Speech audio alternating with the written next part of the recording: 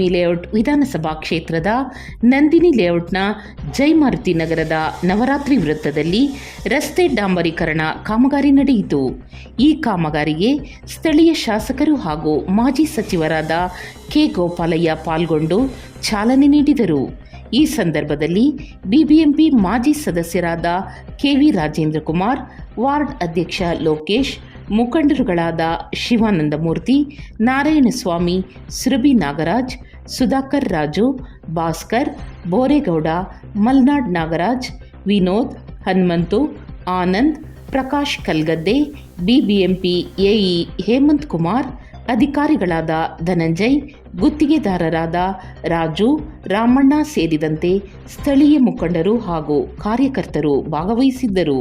ಇದೇ ಸಂದರ್ಭದಲ್ಲಿ ಆಗಮಿಸಿದ ಸ್ಥಳೀಯ ಮುಖಂಡರುಗಳು ನಾಗರಿಕರ ಜೊತೆ ಕುಂದುಕೊರತೆಗಳ ಬಗ್ಗೆ ಮಾತನಾಡಿದರು.